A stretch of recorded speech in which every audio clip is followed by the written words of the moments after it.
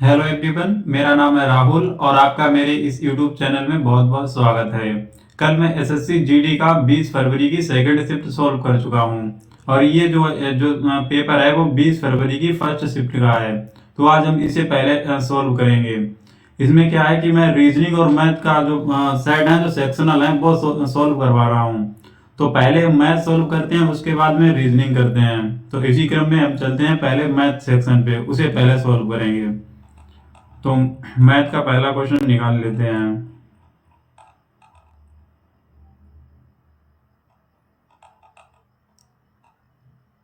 देखिए, ये क्वेश्चन है पहला मैथ का। क्वेश्चन कह रहा है कि एक क्रिकेट टीम में 7 पुरुषों की जो आयु है वो 26, 25, 21, 29 और 24, 28 और 22 है। उनकी औसत आयु है वो पूछी गई है, एवरेज एज।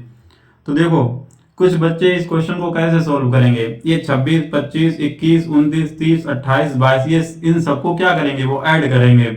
लेकिन मैं कहूँ तो ऐसा नहीं करना चाहिए।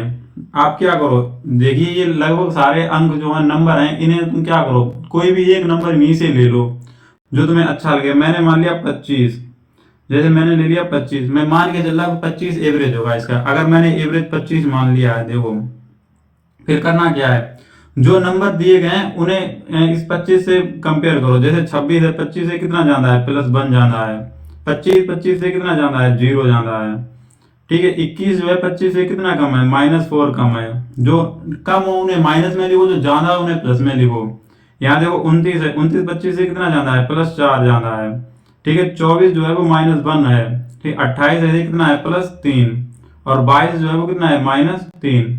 और टोटल नंबर जो है वो ऐसे डिवाइड कर देते हैं। तो यहाँ देखो, ये 1 से +1 -1 4, और ये -4 3 3, यानी कि यहाँ पे कितना ऊपर बचा, 0।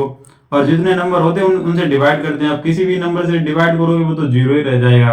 तो इसका मतलब ये है, यहाँ पे जो जो एडिशनल वैल्यू थी वो 0 आ गई, यानी 25 में 0 ऐड करना पड़ेगा केवल। तो कितना आ गया, 25। यानी जो उसका एवरेज होगा वो कितना होगा, उनकी आयु का 25 ही रहेगा। इस क्वेश्चन को ऐसे कर सकते हैं। अगर ये सारे को ऐड करने लग जाओगे तो बहुत ज्यादा टाइम लग जाएगा। ठीक है, तो मैं ऐसी कोशिश करता हूँ कि कुछ ऐसी ट्रिक्स बताऊं या ऐसे मेथड बताऊं जो शायद बच्चों के, बहुत से बच्चों को ना आते हों। हो सकता है मैक्सिमम बच्चों को ये मेथड आता हो, बट इसमें से मुझे इतना पता है कि 80% बच्चे ऐसे होंगे जिन्हें ये मेथड नहीं आते होंगे, जो मैं बताता हूँ इन वीडियोज में। इस क्वेश्चन को देखिए।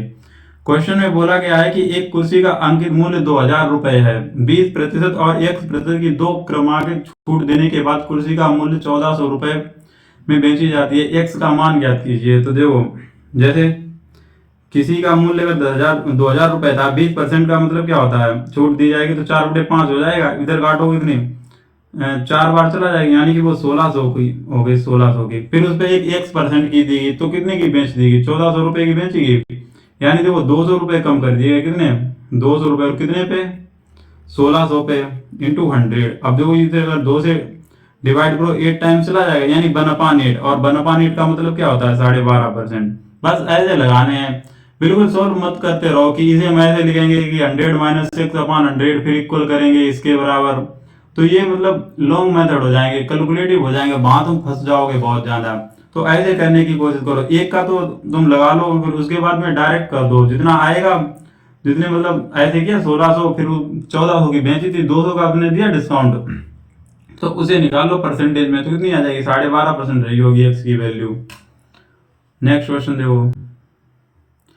देखा इस क्वेश्चन में भी ए और बी दो 5000 रुपए प्रति घड़ी की दर से अपनी घड़ियां बेचते हैं। ए 25% का लाभ लेता है, जबकि बी 10% की हानि लेती है। और तो पूछ रहा है ए और बी के क्रय मूल्य का अनुपात क्या होगा। क्रय मूल्य का देखो, अगर इस क्वेश्चन को ऐसे लगा, यहाँ जो 5000 रुपए जो दिए गए हैं उन्हें भूल जाओ बिल्कुल ही।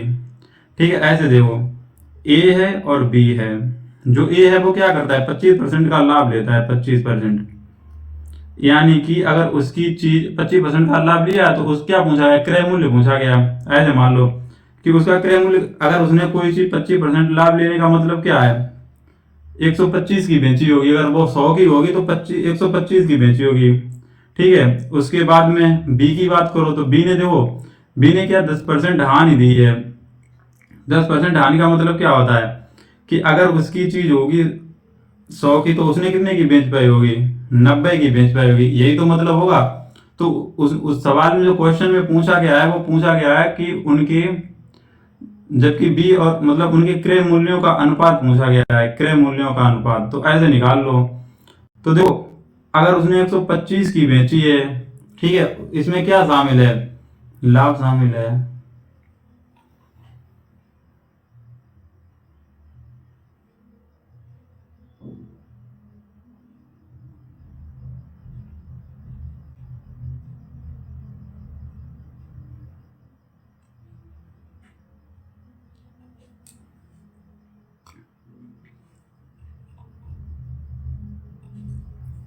अब देखो इस क्वेश्चन को देखो, इसमें बोला गया ए और बी दोनों 5,000 रुपए प्रति घड़ी की दर से अपनी घड़ियां बेचते हैं। ए जो है 25% का लाभ अर्जित करता है, जबकि बी 10% की हानि।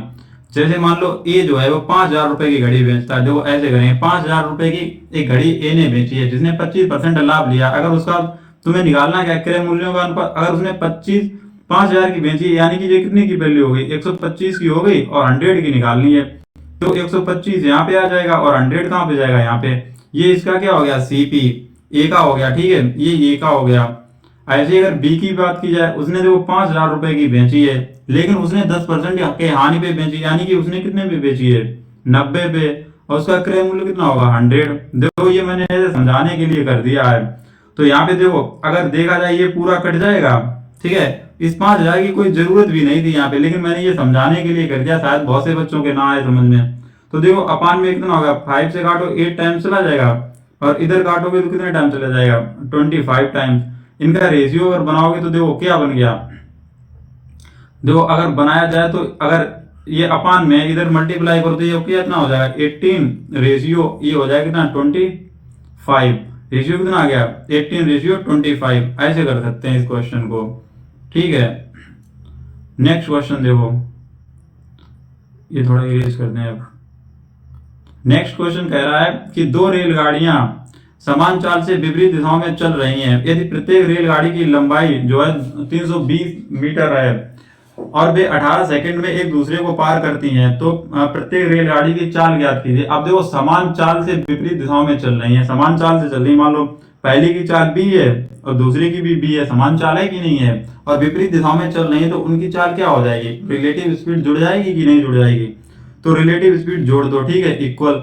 और दोनों की लंबाइयां कितनी है, एक की लंबाई है 332, तो दो की कितनी हो जाएगी बताओ, 640, 320 है ना एक की, तो दो की कितनी हो जाएगी, 640।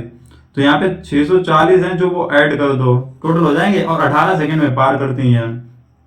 तो देखो यहाँ पे 18 सेकंड में अगर पार करेंगे तो इसे, अब ये मीटर में दिया गया है और आंसर जो है किलोमीटर प्रति घंटा में है, तो यहाँ पे ये जो चाल उनकी निकल गई, समझो किस में निकल आई, मीटर पर सेकंड में। और मीटर पर सेकंड को अगर किलोमीटर प्रति घंटा में चेंज करो तो किससे मल्टीप्लाई करोगे, 18/5 से, ठीक है। ये 18 से 18 पूरे कट जाएंगे, यहाँ 5 से और डिवाइड कर लो, देखो 5 एकन 5 और 5 दूनी 10 और 5 अट्ठे 40। तो देखो इधर बी और बी टू भी हो जाएगा, इधर बचेगा कितना, 128। यहाँ से अगर बी की वैल्यू निकाली है तो कितनी आ जाएगी, 64 किलोमीटर प्रति आवर्स, ठीक है। क्योंकि यहाँ पे एक ऑप्शन दिया गया है, नीचे वो ऑप्शन हाइड हो गए पीडीएफ इसमें जो मैंने इंसर्ट की, तो ठीक है। बी, अब दोनों की समान चाल है तो एक दोनों की पूछी गई, तो ऐसे लिखो प्रत्येक रेलगाड़ी की चाल कितनी आ जाएगी, 64 किलोमीटर प्रति घंटा। नेक्स्ट क्वेश्चन देखो, क्वेश्चन में कहा गया 7200 रुपए को पी क्यू और आर में इस प्रकार बांटा जाता है, अनुपात में इसमें बांटा, 1/2 अनुपात 4 अनुपात 3/2 के अनुपात में बांटा जाता है, तो आर का हिस्सा पूछा गया है। ये सवाल मैंने कल भी कराया था ऐसा क्वेश्चन, देखो 1/2 4 रेशियो 3/2। अब देखो मैंने पहले ही बोला था ऐसा रेशियो दिया उसे इक्वल, मतलब उसमें क्या करो, यहाँ इसका एलसीएम नीचे का कितना हो जाएगा, 2 हो जाएगा, तो 2 से मल्टीप्लाई कर दो। अगर 2 से मल्टीप्लाई करोगे तो रेशियो कितना बनेगा, यहाँ 2 से करोगे तो रेशियो हो जाएगा 1 रेशियो 8 और रेशियो 3, ठीक है। अब रुपए कितने हैं, 7200, यहाँ कितना हो रहा है, 12, टोटल देखो इनका ऐड कितना हो रहा है, 12 हो रहा है। तो 12 की वैल्यू कितनी दी है, 7200। तो यहाँ से 1 की वैल्यू निकालो तो कितनी आ जाएगी, 600। पूछा क्या गया, आर का रेशियो, जो आर है लास्ट वाला, लास्ट में कितना है 3, तो यहाँ 3 से मल्टीप्लाई कर दो, ये कितना आ जाएगा 1800, ये क्या हो जाएगा आंसर 1800। ठीक है, अब ये इस क्वेश्चन में आ जाओ। देखो इसमें कुछ भी क्वेश्चन है, ये वैसे क्वेश्चन है लल्लू साहब। यहाँ क्या बोला गया, एम रेशियो एन जो है कितना 9 रेशियो 6, तो पूछा गया एम प्लस एन। तो देखो एम रेशियो एन ये है, तो इन्हें ऐड कर दो, एम प्लस के एन के स्थान पे कितना हो जाएगा 15, और ये भाग है तो यहाँ पे डिवाइड में लाओ इसे, एम माइनस एन, यानी इनका डिफरेंस कितना होगा 3। तो देखो 3 से अगर डिवाइड करो, ऊपर 5 टाइम्स लाया, नीचे 1 टाइम, तो रेशियो कितना आ गया 5:1। तो ये वाला आंसर हो गया नीचे वाला।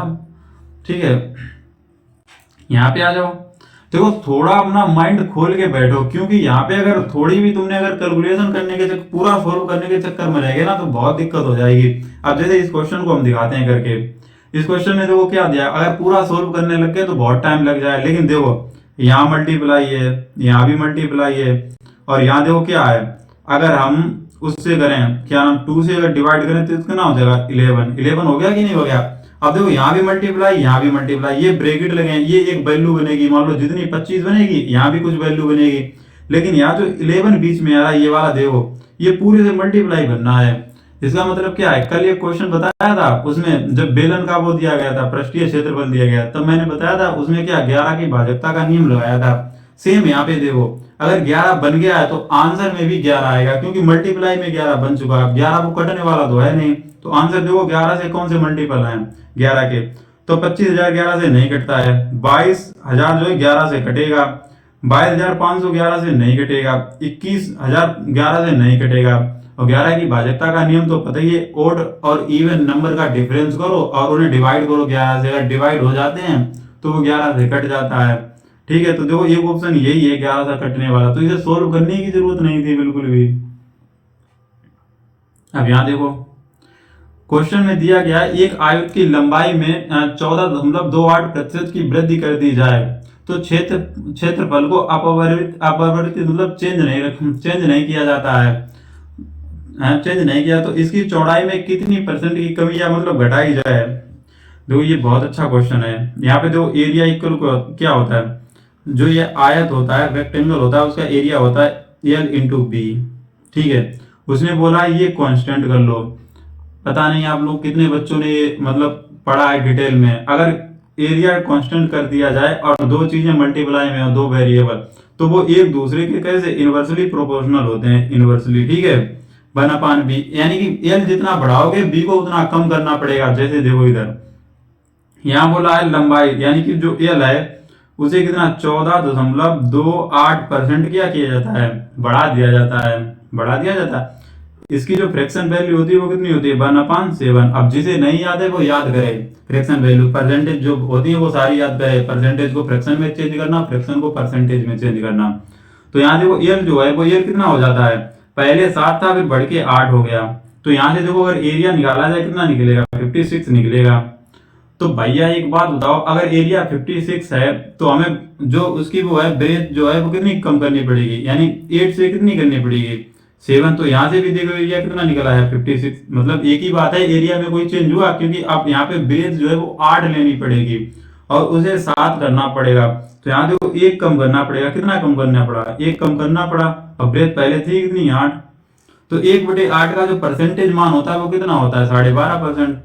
ये डायरेक्ट याद रखो, अब ऐसे नहीं कोई कराएगा कि 8/12 करो फिर इसे डिवाइड करते घूमो 12×8 = 96, ऐसे ना 8 का उसमें डिवाइड करते घूमो तो 12×8 = 96 दशमलव लगा सोल्व करते घूमो।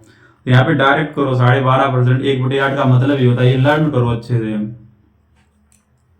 ठीक है, अब इस क्वेश्चन को देखो, बोल रहा है किसी वस्तु का जो विक्रय मूल्य है वो है 5175 रुपए है, उस वस्तु को 25% की छूट दी गई है, तो अंकित मूल्य ज्ञात कीजिए। अब भाई इसका ये विक्रय मूल्य दिया गया है, यानी कि सेलिंग प्राइस कितना दिया गया 5175, उस पर 25% की छूट दी गई थी। अगर मान लो उस पर MRP पे दी गई थी, MRP पे कितनी 25%, 25% का मतलब क्या होता है 1/4, यानी कि जो चीज 4 की होगी वो 3 की बेची गई होगी, 4 की चीज कितने की 3 की बेची गई होगी MRP पे, ये हो गया 25%। 25% की छूट का मतलब क्या हो गया 3/4 पे कोई चीज बेची गई होगी, बस इसी को सोल्व करना है। तो देखो 3 से कर लो, 3 × 3 बचे 2, 3 × 7 = 21, 3 दूनी 6 और 3 × 15। अब इसे मल्टीप्लाई कर दो। अब देखो यहाँ 25 चौके 100 हो जाएंगे, आप देखो यहाँ पे जिसे मल्टीप्लाई जल्दी नहीं करना था वो देखो, कुछ मल्टीप्लाई होते हैं, यहाँ माइंड चलाना सीखो। देखो वैसे कोई बच्चे करेंगे 25, 4 का 5 से करेंगे, 2 से करेंगे, 7 से करेंगे, ऐसे करो। 25 चौके 100 हो गए, और देखो 17 17 चौके 68, 6800 ये हो गए, और 100 ये, यानी कि सीधे 6900। कितने हो गए? 6900। ऐसे ही कर सकते थे माइंड में, पेन चलाने की जरूरत नहीं थी इस क्वेश्चन में। यहाँ पे आ जाओ इस क्वेश्चन में। किसी धनराशि पर 40 वर्षों तक प्राप्त साधारण ब्याज, उस धनराशि का जो है वो 2/5 है, तो वार्षिक ब्याज दर क्या थी? ये कल भी ये क्वेश्चन कराया था। देखो 40 वर्षों में है, यहाँ पे देखो धनराशि कितनी है? 5, यानी कि जो प्रिंसिपल है वो है मेरा 5, और जो सिंपल इंटरेस्ट है वो कितना है? 2। टाइम कितना दिया गया है? 40। ठीक है, और पूछा क्या गया है? दर पूछी गई है। तो फार्मूला क्या होता है? आर इक्वल क्या होता है बताओ? आर इक्वल होता है एस आई इंटू 100 बटे पी इंटू टी, यही फार्मूला होता है। तो यहाँ रख दो, 2 है क्या? एस आई बटे इंटू 100, और पी कितना है? 5, और टी कितना है? 40। अब देखो इसका मल्टीप्लाई करेंगे, ये 200 हो जाएगा, ये भी 200 है, तो 200 कट जाएगा, कितना आ जाएगा? 1%। 1%। आंसर इसका हाइट है इसका भी, तो आंसर कितना होगा? 1% हो जाएगा। ठीक है, देखो ये क्वेश्चन देखो। 8 दिनों तक काम करने के बाद 8 दिनों तक काम करने के बाद राखी को पता चलता है कि वह अभी तक केवल 10% ही काम कर पाई है। उसने काम कितना कर पाया? 10%। 10% का मतलब क्या होता है? 1/10, यानी कि उसे टोटल वर्क करना था 10, उसने कितना कर पाया? 8, यानी कि 8 कर पाया, मतलब 10 करना था, उसने केवल 1 कर पाया वर्क, यानी वो कितने दिन में किया? 8, मतलब 1 वर्क 8 दिन में कर पाया है। तो बताओ उसे 10 वर्क करने में कितने दिन लग जाएंगे? क्या 80 दिन नहीं लगेंगे? लग जाएंगे ना। आगे देखो, वह पूनम को काम पर रखती है, फिर वो क्या करती है? वो सोचती है कि मुझसे ये काम अकेले तो नहीं होगा, तो वो पूनम को साथ में ले आती है। जो राखी से 10% कुशल, 20% कुशल है, जैसे एक है पूनम और एक है राखी। राखी से 20% वो कौन कुशल है? पूनम। 20% का मतलब क्या होता है?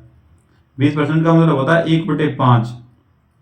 पूनम है 20% कुशल है, यानी अगर राखी 5%, 5 यूनिट कुशल है, या इफिशिएंसी 5 है उसकी, तो पूनम की कितनी हो गई? 6। तो भैया देखो, अगर पूनम सारा काम, अगर उसे कौन पहले कर, राखी जो है सारा काम 80 दिन में करती है, और उसकी इफिशिएंसी 5 है राखी की, तो टोटल वर्क कितना हो गया?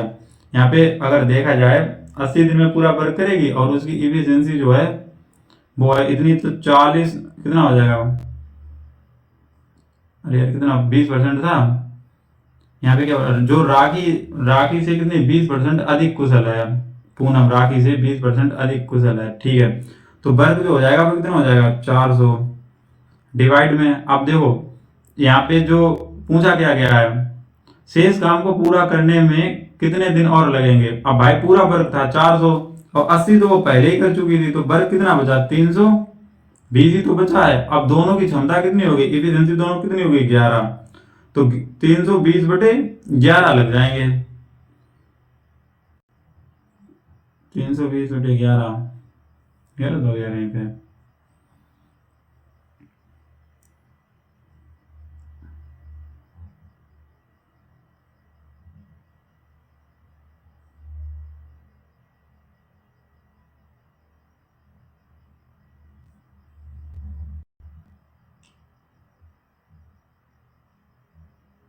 माने 450।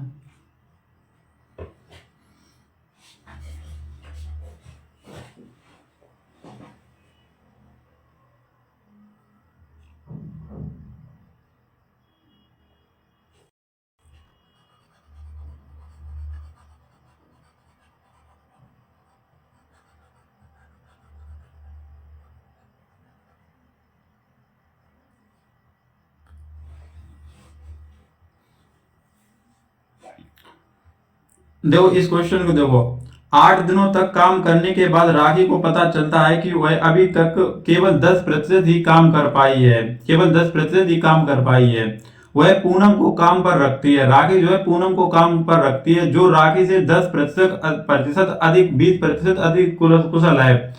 तो शेष काम को पूरा करने में उन्हें कितने दिन लगेंगे? जैसे देखो यहाँ पे जो वो राखी थी उसने केवल 8 दिन में 10% काम कर पाया है। 10% यानी 1/10, यानी कि उसने 1 यूनिट काम कर पाया कितने 8 दिनों में। तो सारा काम करने में उसे कितना टाइम लगेगा, 80 दिन लग जाएंगे। किसे, राखी को। अगर राखी सारा काम करे तो कितने दिन में कर पाएगी, 80 दिनों में। आगे बोला गया है कि वह पूनम को काम पर रखती है, पूनम को वो ले आई काम पर, और पूनम को और राखी दो मिल गई। अब कहती है कि पूनम को काम पर रखती है जो राखी से 20% अधिक कुशल है। 20%, यानी कि 20% का मतलब क्या होता है, 1/5। जो पूनम जो है 20% अधिक कुशल है, यानी कि पूनम 6 कुशल है तो राखी कितना है, 5। राखी जो है वो 5 कुशल है। तो देखो अगर वो पूरा काम 80 दिन में करती है, पूनम 80 दिन में, और उसकी इफिशियंसी है कितनी, 5। 5 इफिशियंसी है तो टोटल वर्क कितना हो जाएगा, टोटल जो वर्क हो जाएगा वो हो जाएगा कितना, 400। 400 वर्क हो गया। लेकिन पूनम जो है वो 8 दिन काम कर भी चुकी है, सॉरी राखी जो है 8 दिन काम कर चुकी है। किस इफिशियंसी से करेगी, वो जो करेगी वो 5 से करेगी, यानी वो 40 वर्क कर चुकी है। तो पूरा 400 था, उसने 40 तो कर ही दिया था, कार्य कितना बचा था, 360। अब देखो दोनों की इफिशियंसी कितनी हो गई, 11।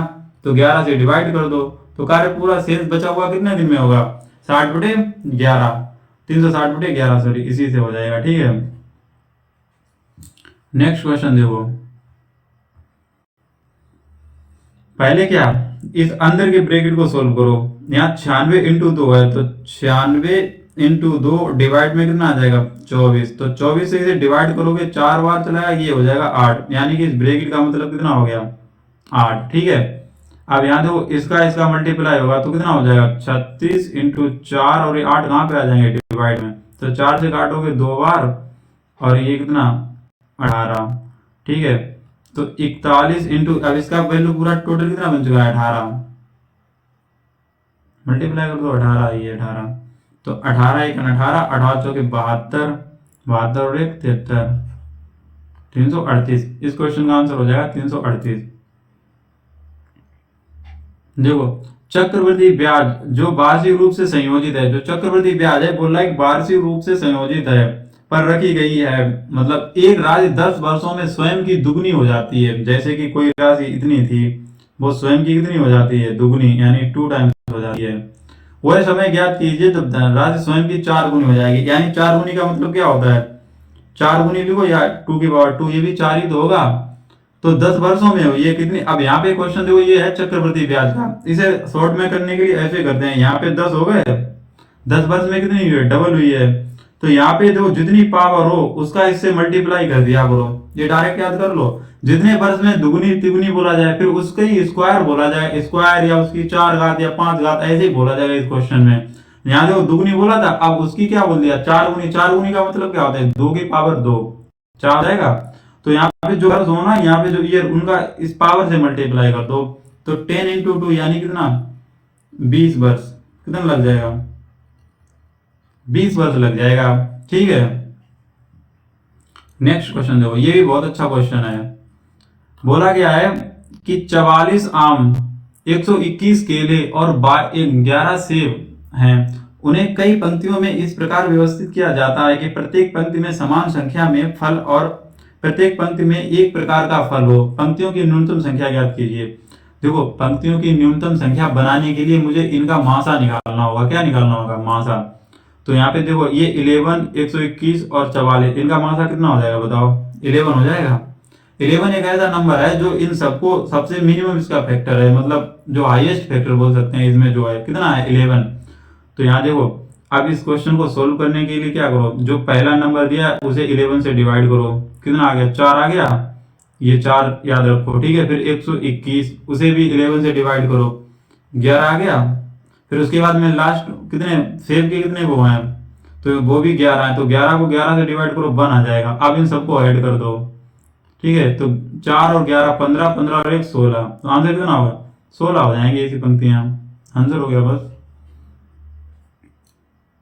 देखो इस क्वेश्चन में बोला है कि एक वर्ष में सपना का औसत मासिक व्यय वर्ष के प्रथम महीने में है कितना, वर्ष के प्रथम महीने के लिए 1100 रुपए, अगले 5 महीने के लिए 1000 रुपए और अंतिम 4 महीने के लिए जो उसका है वो 1200 रुपए था, और यदि उसकी कुल जो बचत थी वो 1300 रुपए थी, तो सपना का औसत मासिक मतलब आय पूछी गई है। तो देखो पहले वो 3 महीने में हर महीने के हिसाब से औसत लगाएगा, वो 1100 रुपए मतलब खर्च करती है। तो 3 महीने में कितना करेगी, 3 गुणा 1100 यानी कि 3300। ठीक है। उसके बाद में अगले 5 महीने में जो है वो 1000 रुपए यानी कि 5000, टोटल कितने करेगी, 5000 खर्च करेगी। फिर और अगले उसके अगले 4 महीने में वो 1200 रुपए पर मंथ करती है खर्च, तो उसका टोटल कितना हो जाएगा, 4800। ठीक है। लेकिन उसमें बोला गया यदि उसने कुल वार्षिक बचत मतलब एक साल में जो बचत भी उसने कर ली 1300, तो ये इसी में ऐड हो जाएगी, 1300 तो इसी में ऐड हो जाएंगे। तो देखो डबल जीरो, तो ये आ गए क्लियर। ये 8 और 3 11, 11 और 3 कितने हो जाएंगे, 14। ठीक है, 5 3 8, 8 और 5 13, 13 और 1 14। अब 12 से पूछा गया तो 12 से डिवाइड कर दो, तो कितना हो जाएगा, 12 1 12, 12 दूनी 24 और डबल जीरो। ठीक है, तो इतना हो जाएगा। ठीक है, 14,400 उसने टोटल किए, तो इसमें कितना हो जाएगा, 12 से डिवाइड कर दोगे तो 1200 रुपए होगी उसकी वार्षिक जो इनकम होगी, वो 1200 रुपए मासिक इनकम, सॉरी। ठीक है। इस क्वेश्चन में देखो, इस क्वेश्चन में बोल रहा है कि रोहित जो है वो 2320 रुपए में एक पुराना बल्ला खरीदता है और उसकी मरम्मत पर जो है 180 रुपए खर्च करता है, यदि वह इसे 2400 रुपए में बेचता है। देखो ऐसे देखो, 2320 रुपए का तो उसने खरीदा था, 180 रुपए उसने और खर्च कर दिए, तो टोटल उसे कितने का पड़ा था, ये टोटल उसे पड़ा है 2500 का। ठीक है, और उसने बेच कितने का पाया, 2400 का। देखो 2400 का बेचा यानी 100 रुपए का उसे लॉस हो गया। कितने पे हुआ है, 2500 पे इंटू 100। अब देखो डबल जीरो से डबल जीरो और 25 से काटोगे 4 बार, तो उसे कितने का लॉस हुआ है, 4% का हानि हो गई उसे। ठीक है।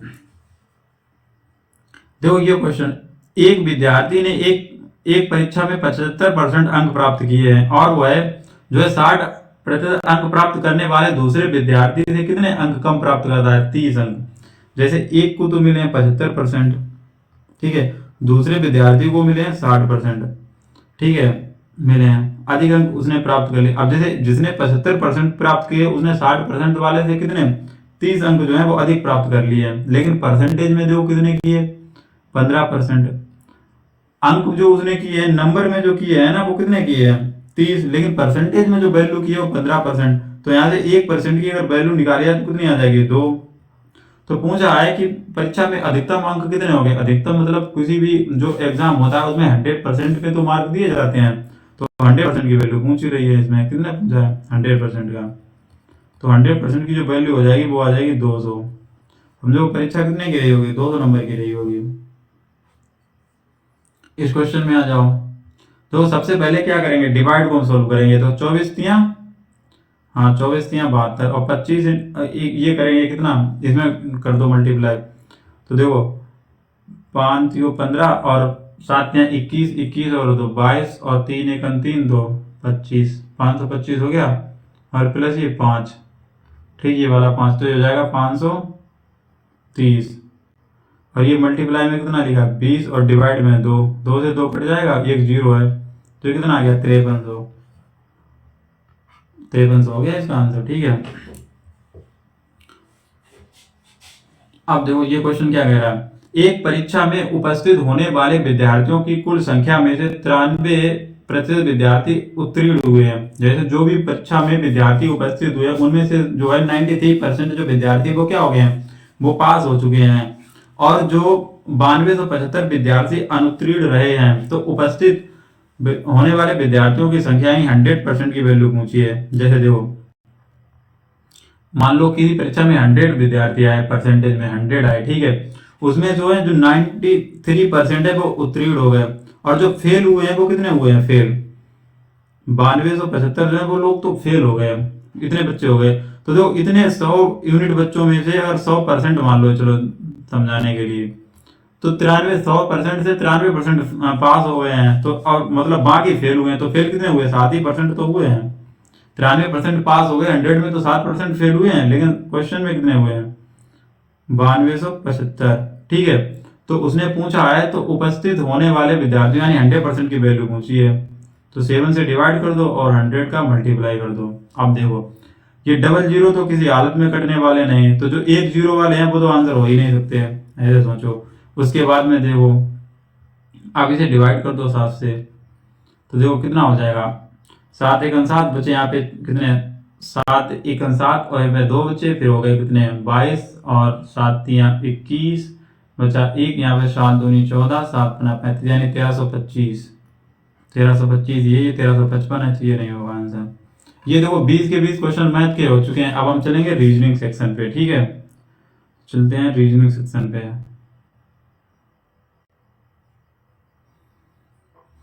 ये रहा आपका रीजनिंग सेक्शन।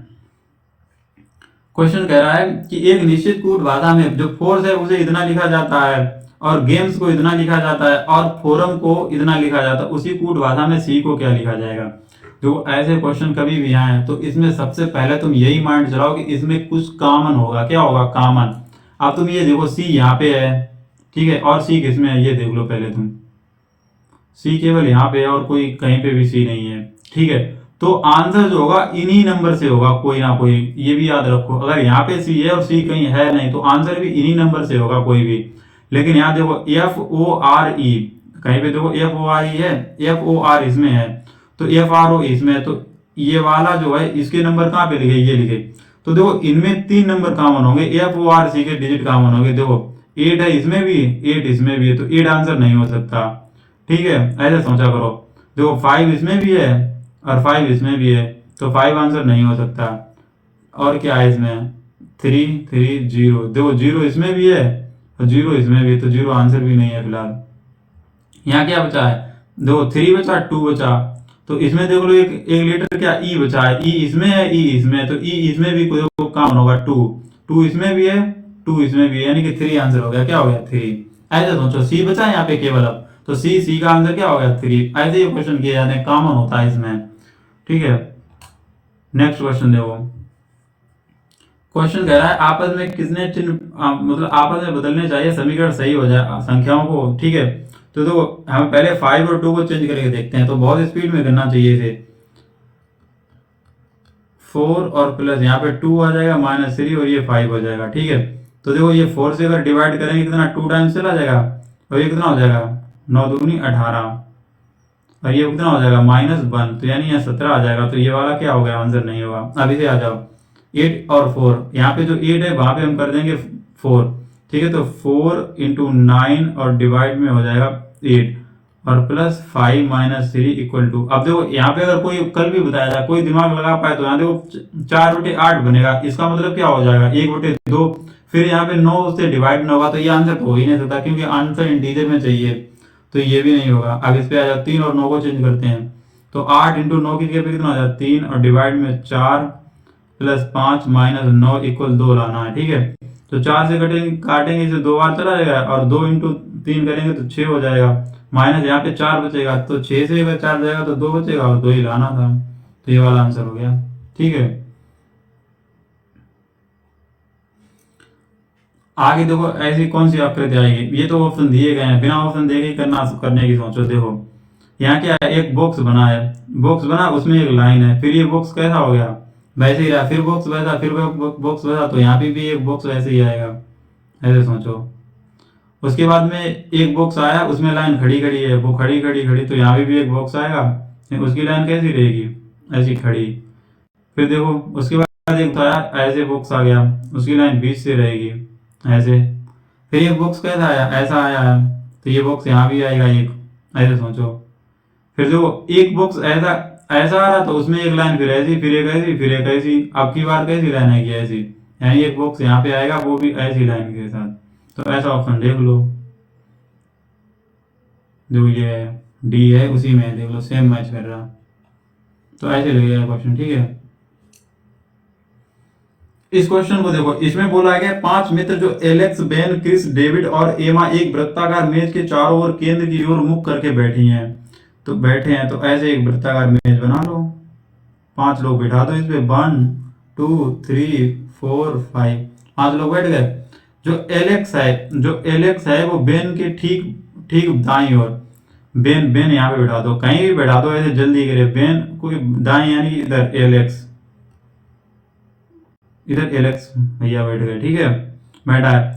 जो क्रिस है वो डेविड के बगल में नहीं बैठा है। क्रिस या डेविड के बगल में एलेक्स नहीं बैठा है, यानी क्रिस यहाँ भी नहीं बैठ सकता, ना डेविड यहाँ बैठ सकते हैं, यहीं कहीं बैठेंगे वो।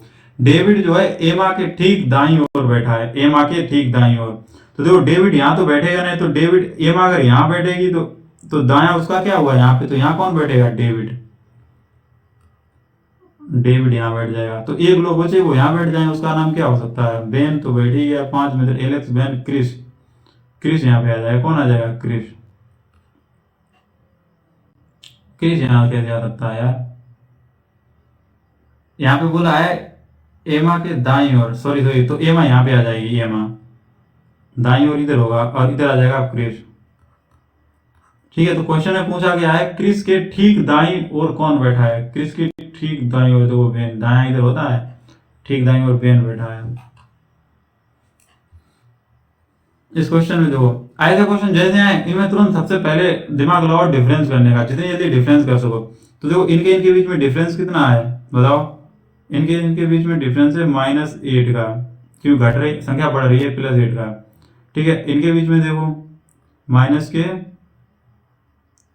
27, इनके इनके बीच में देखो तो यहाँ पे 4 और ये 12, 6 प्लस 64, यहाँ देखो तो यहाँ हो जाएगा कितना 5 और 6 18 12, वो भी माइनस का, तो यानी प्लस ये 2 का क्यूब है, फिर माइनस कर दिया उसमें से कितने 3 का क्यूब कर दिया, फिर +4 क्यूब किया, फिर -5 क्यूब, यहाँ पे क्या हो जाएगा +6 का क्यूब, यानी कि 216 ऐड हो जाएंगे इसमें। तो 8 और 6 7 और 2 278 ऐसे होगा। पहले उन्होंने क्या किया +8 मतलब 2 का क्यूब प्लस कर दिया, फिर माइनस कर दिया, उससे क्या जो नंबर आया उससे माइनस कर दिया 3 का क्यूब, फिर +4 क्यूब कर दिया, फिर -5 क्यूब कर दिया, फिर +6 क्यूब करना होगा तुम्हें यहाँ पे। ऐसे हो गया क्वेश्चन। इस क्वेश्चन में क्या है, साइकिल पैडल मार के चलाते हैं तो कार कैसे चलती है, पहिया से चलती है, पहिया लगते हैं उसमें, ना ही दरवाजा, थोड़ा बरसा थोड़ी मारेंगे उसमें। इस क्वेश्चन को देखो, इसमें क्या दिया गया है, मैंने बोला ना ऐसे क्वेश्चन है या तो मल्टीप्लाई तो डिफरेंस सबसे पहले देखा करो। तो यहाँ कितना डिफरेंस है बताओ, 10 का, यहाँ कितना है 10 20 का है, यहाँ कितना है 10 20 0, यहाँ 40 का है, यहाँ कितना है 0 15 8 80, यानी इसका डबल इसका डबल इसका डबल, यानी 158 में अपने 160 जोड़ने होंगे फिर हिसाब से। तो 8 6 5 11 और 3 318 हो गया, 318। ऐसे ही बोला सबसे पहले डिफरेंस देखो, जब नंबर थोड़े एक उसमें लगे ना सीक्वेंस में लग के दिखाई दें इक्वल, मतलब डिस्टेंस पे ऐसे कुछ समझ में आए तो डिस्टेंस कर लो, नंबर ज्यादा दूर हो तो मल्टीप्लाई करने की कोशिश करो। सीरीज के क्वेश्चन टफ तो होते हैं लेकिन ऐसे ही होते हैं। इस क्वेश्चन को पहले पढ़ लो, क्या बोला गया है कि निम्नलिखित विकल्पों में से उस घन का चयन कीजिए जो दी गई फील्ड को मोड़कर नहीं बनाया जा सकता। तो नहीं बनाया जा सकता वो देखना है, चारों दिखा दें एक बार में, शायद अब दिख रहा होगा चारों एक ही साथ में, यार थोड़ा थोड़ा नीचे ऊपर हो ही जाता है कितनी भी कोशिश कर लो। देखो देखो अगर नहीं बनना चाहिए उसका मतलब क्या है, जो विपरीत वाले हैं वो दिखने नहीं चाहिए एक ही सरफेस पे। जैसे प्लस है, प्लस के साथ में ये परसेंटेज नहीं दिखना चाहिए, जैसे इसी में देख लो प्लस है परसेंटेज भी है, मतलब जो अपोजिट होते हैं ना वो दिखते नहीं है। यहाँ देखो अपोजिट कौन है, प्लस एक छोड़, मैंने कल बताया था जब वो एक ही उसमें हो लाइन में तो जो एक छोड़ छोड़ के अपोजिट होते हैं, जैसे प्लस का हो जाएगा परसेंटेज और माइनस का ये वाला हो जाएगा, और ये जो है ना ये एक दूसरे के अपोजिट होंगे जो बाहर के होते हैं। तो यहाँ देखो अगर कोई ऐसे बोला जाए कौन सा मतलब पासा या जो भी बताया जाए नहीं बनाया जा सकता, उसमें याद रखो कि जो विपरीत की सरफेस है वो दिखनी नहीं चाहिए। जैसे यहाँ प्लस है परसेंटेज दिख रहा तो ये कभी नहीं बनाया जा सकता, यहाँ देखना यही चीज। यहाँ परसेंटेज है तो यहाँ देखो प्लस नहीं दिख रहा, यानी कि ये बन सकता है इसके अकॉर्डिंग, लेकिन यहाँ देखो इसके साथ में माइनस नहीं दिख रहा, देखो जीरो के साथ में ये भी नहीं दिख रहा, तो ये बनाया जा सकता है। ऐसे ये तीनों बन जाएंगे लेकिन ये नहीं बनेगा, तो आंसर कौन सा आ जाएगा, ये यही बोला गया था कौन सा नहीं बनाया जा सकता है। ठीक है, नेक्स्ट क्वेश्चन देखो, नेक्स्ट क्वेश्चन कह रहा है दिए गए शब्दों को उसी के क्रम में व्यवस्थित कीजिए। देखिए बहुत अच्छा क्वेश्चन है ये, इसे कैसे करते हैं, तो डी डी समय आ रहा छोड़ दो, डी डी समय आ रहा छोड़ दो, और उसके बाद में पहले वाला एक पता कर लो केवल, यहाँ पे ई समय देखो ई से कोई मतलब नहीं रह गया, ए भी है समय कोई बात नहीं, R N L D D D T, इसमें देखो इन जो लेटर आए आर एन और एल और डी और इसमें टी में, तो डी पहले आती, यानी कि 4 वाला आंसर होगा जो 4 आएगा। यहाँ बन है पहले, ये आंसर नहीं हो सकता, इसमें बन है ये भी नहीं हो सकता, 4 वाला होगा पहले। अब 4 में देखो फिर 3 है तो 3 उसके बाद में 2 और 1 5 आ रहे, 1 5 में डिसाइड कर लो कौन सा पहले आएगा, बस आंसर हो गया समझो। तो देखो इसमें क्या है, D E A T H, इसमें क्या है D E A R, R पहले आता कि ये टी पहले आती, तो टी पहले आती कि आर पहले आता है, तो आर पहले आता तो वन पहले आ जाएगा, 5 बाद में, तो ये वाला आंसर हो गया। समझ रहे हो, लिखना क्या नहीं होता, कुछ बच्चे मैंने देखा क्या करते हैं, वो लिखते हैं कॉपी में सारे लेटर, लिखना कुछ भी नहीं होता, ऐसे ही करो। इसमें देखो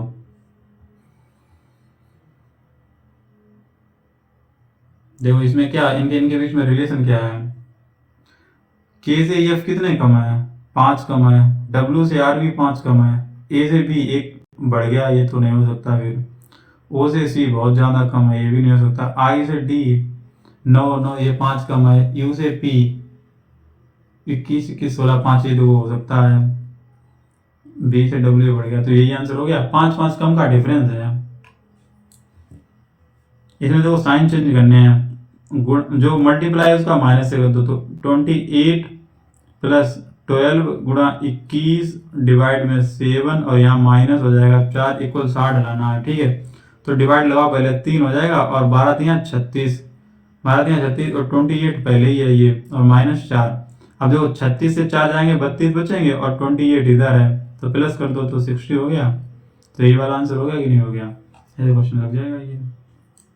यहाँ देखो पहले एक लाइन थी, अब 2 हो गई, अब 3 होगी, अब 4 होगी, अब 4 के बाद में इसमें एक ही लाइन तो बढ़ रही है, देखो एक बार में एक लाइन बढ़ रही है, तो यहाँ पे क्या होना चाहिए था, ऐसे होना चाहिए था, एक लाइन हो गई, एक मतलब इधर इधर कहीं भी एक लाइन बढ़ेगी, जहां भी बढ़ेगी, इधर बढ़े या नीचे बढ़े। तो देखो इसमें 3 लाइनें बढ़ा दी तो ये आंसर नहीं हो सकता, इसमें भी 3 बढ़ा दी, ये भी नहीं हो सकता, देखो खुद देख लो ना, इसमें 2 बढ़ा दी, ये भी आंसर नहीं हो, इसी में देखो 1 बढ़ी है तो ये आंसर होगा। ऐसे लगाओ इस क्वेश्चन को, ये क्वेश्चन बहुत आते हैं, इसमें जीडी में तो बहुत सिंपल आते हैं, सीजीएल में थोड़े अच्छे लेवल के आते हैं, लेकिन इसमें तो बहुत ही सिंपल आते हैं। देखो इसमें क्या सीधे पकड़ो, जे के एल एम एन ओ, जहां से रिपीट होने लगे वहीं छोड़ दो, यहाँ से देखो जे के एल एम एन ओ, फिर देखो जे के एल एम एन ओ, फिर जे के, यहाँ पे के होना चाहिए था कि नहीं, जैसे सीरीज चली उसके हिसाब से देखो, फिर जे के एल एम एन ओ के पास हम लकीर मार रहे हैं, फिर जे के बाद हम क्या ले रहे हैं, एल ले रहे हैं, तो यहाँ पे एल होना चाहिए, एम एन एल के बाद में क्या एन, यहाँ पे एन होना चाहिए, ओ के बाद में लाइन मारो, J K L M N O last में, तो क्या मिल गया, के एल एन ओ आंसर हो गया। कह रहा है कि 8 लड़के हैं, उनका कौन कौन है, B1 B2 B3 B4 इतने B8 तक हैं, एक पंक्ति में उत्तर की ओर बैठे हैं, किधर बैठे हैं, उत्तर हमेशा यार किधर बनाया जाता है, नॉर्थ जो है ऊपर की साइड बनाया करो। 1 2 3 4 5 6 7 8 बैठा दिए मैंने, ठीक है। कह रहा है कि परंतु जरूरी नहीं इसी क्रम में बैठे हों, बोला है कि B6 B1 के दाईं ओर से, B6 जो है B1 के दाईं ओर से 5वें स्थान पे, देखो दायां इधर चलेंगे, दायां और बायां इधर होगा, इधर साइड बायां, ठीक है। तो जो B6 है B1 के बाईं ओर से 5वें स्थान पर, मान लो B1 मैंने इधर बैठा दिया, B1 उसके 5वें स्थान पर, दाईं ओर है ना, दाईं ओर इधर होता है 1 2 3 4 5 6, तो 5 तक बिठाना है तो B6 यहाँ बैठ जाएगा, 1 2 3 4 5 6, ठीक है।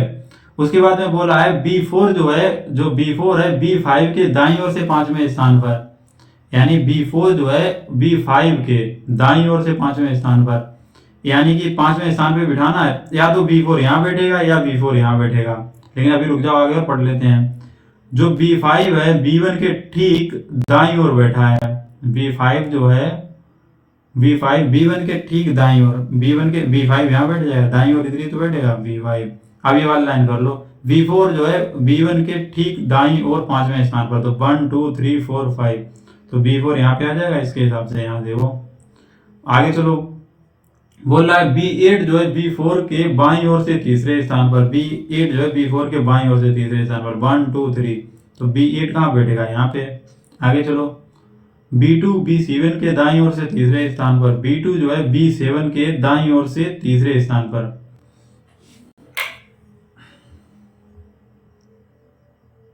B2 जो है B7 के दाईं ओर से तीसरे स्थान पर, दाईं इधर है, B7 के दाईं ओर से तीसरे स्थान पर, तो B7 कहाँ बैठेगा यहाँ पे, और 1 2 3 तो B2 कहाँ बैठ जाएगा यहाँ पे, एक बचा है वो यहाँ बैठा, तो कौन बचा है, शायद B3 बचा है, B3। अब पूछा क्या गया है, तो B7